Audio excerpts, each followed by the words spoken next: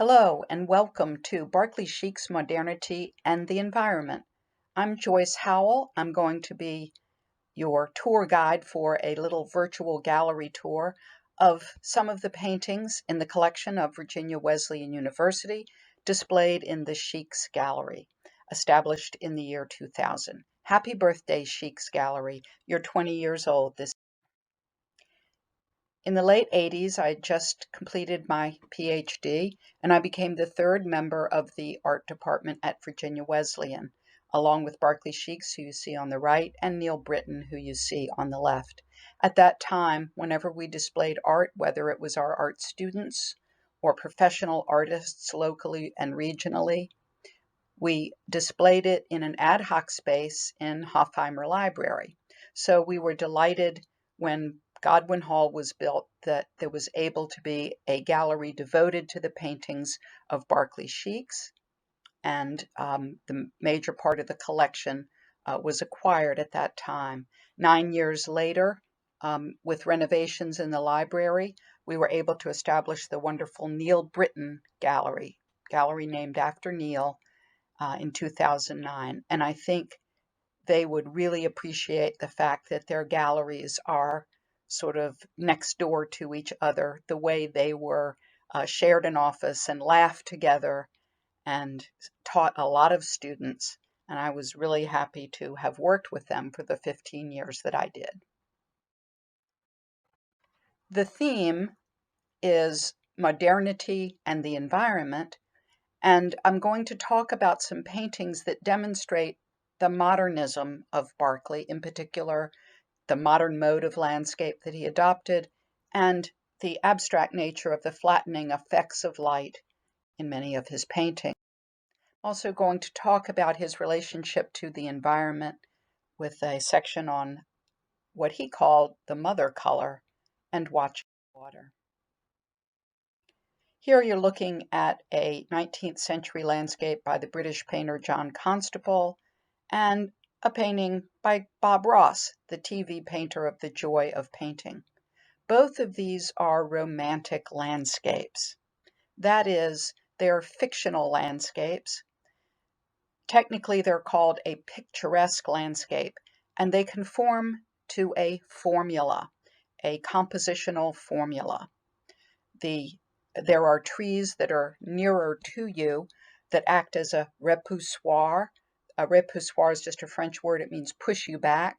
So you have these sort of framing trees in the foreground that then help establish where you are and push your eyes into the distance.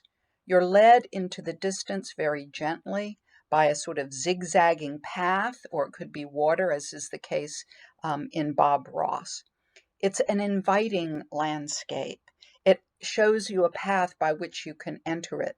It may be grandiose and it may be panoramic in the distance, but it's still scaled to human beings, and it's addressed to a single pair of eyes moving through the distance. A vastly different type of landscape mode was invented by Claude Monet and the other Impressionist artists, and you see it here on his banks of the Seine at Vétuile. Instead of these interlocking planes, this is on the left is another American picturesque landscape that follows the formula very well. The Monet, in terms of its form and composition, is very different. Instead of being laid out in a series of interlocking triangular planes that go backward in space, it's like a flag. That is, it has rows one on top of another of the major areas of landscape. There is no path into the landscape, and this creates two different effects. One is that it seems like you just happened to be walking by and you turned around and you saw this landscape. So it has much less of a posed or composed feel to it, even though there is a definite composition, but the composition is not to create this movement into depth, but rather just to relate the shapes and their stacking one on top of another to each other. So it has an internal coherence.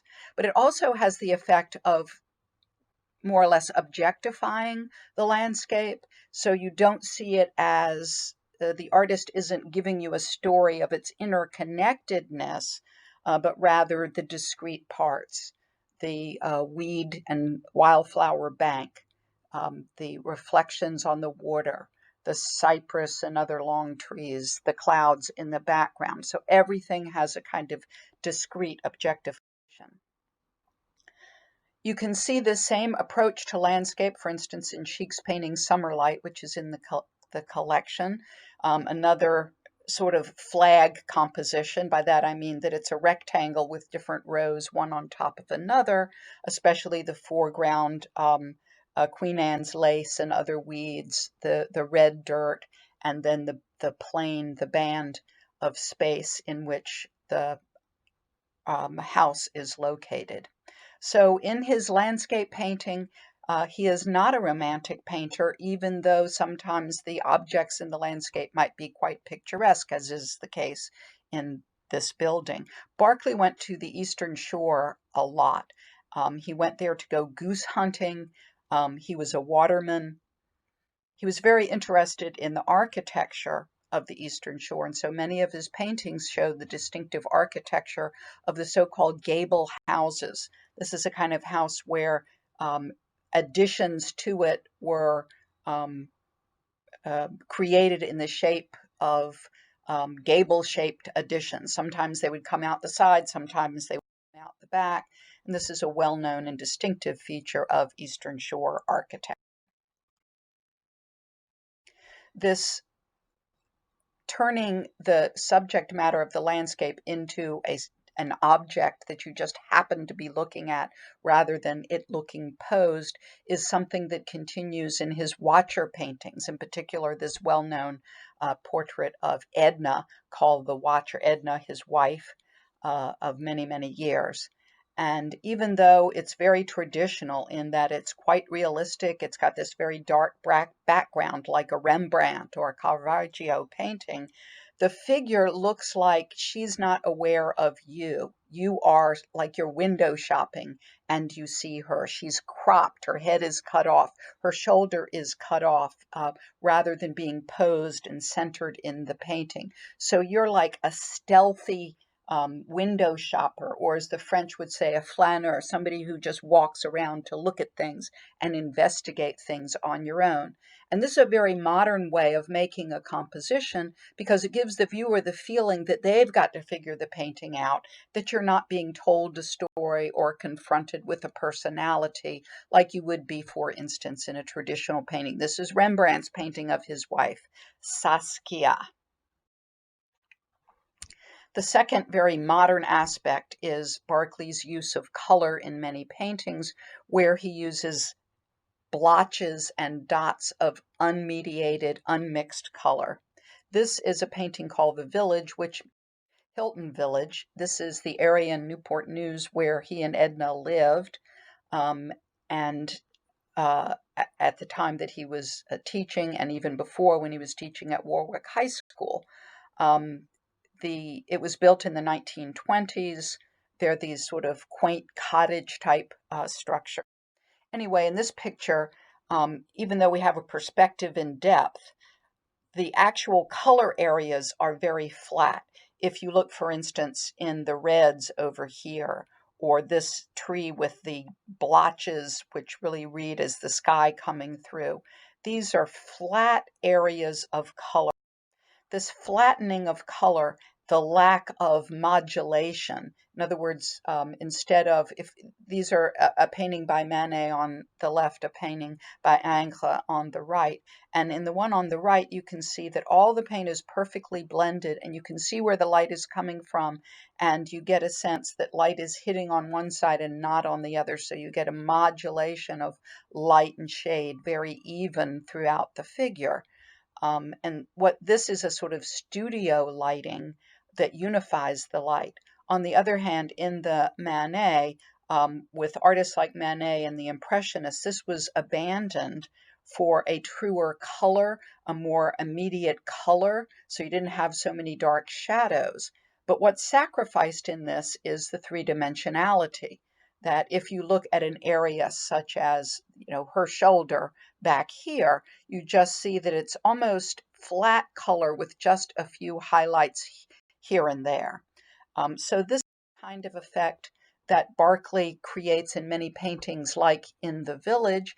And when you look at a painting like that and how color is treated, you can see affinities with abstract art, which Barclay, it wasn't predominant in his work, but he did do many abstract paintings where again, instead of selecting color and composition in order to describe an object or a thing in vision, the shapes and color and the arrangement is simply done for internal coherence within the.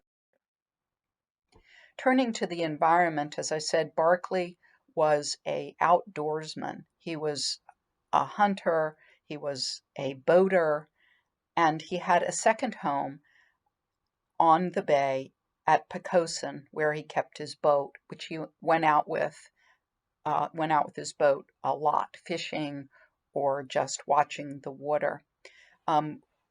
He would take students on week-long courses called Art Odyssey, where painting the environment in the out of doors was the subject. And he had many lessons that he would teach about outdoor painting, but one of them was the mother color. That when you look at a landscape in outdoor natural light, all the colors are unified, harmonized. And the way that you achieve this in a painting is to establish a single color throughout the composition, and it could be a background color over which you do washes of acrylic, which is a water-based medium.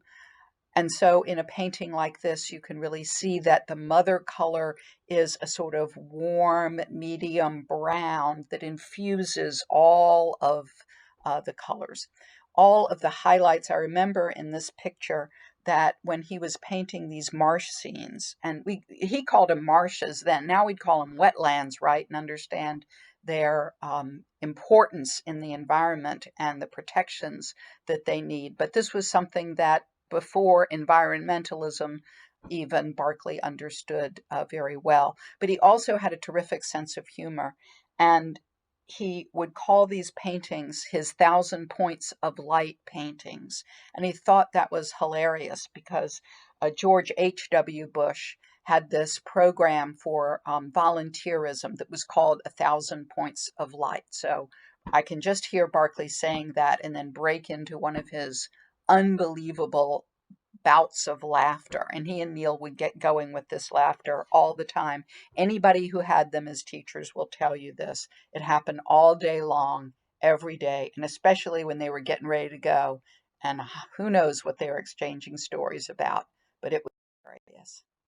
So yes, the conservation of the Eastern Shore. I was struck by how Barclay's paintings look so much like the photographs that appear on the Fish and Wildlife Service website. So as I said, he had a house in Pocosin, which is right there on the edge of the peninsula, and a boat. I didn't have a picture of his boat, but this is a typical 60s boat. So he would be out on the water a lot. And so from his house in Pocosin and his boat, he watched a lot of water.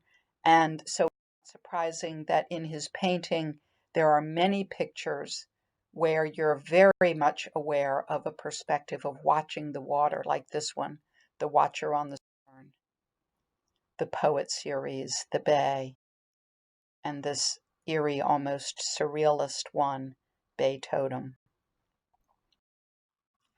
I hope you've enjoyed this virtual tour, and I hope that you will find the time to look at the paintings face to face in the Sheaks Gallery in Godwin Hall.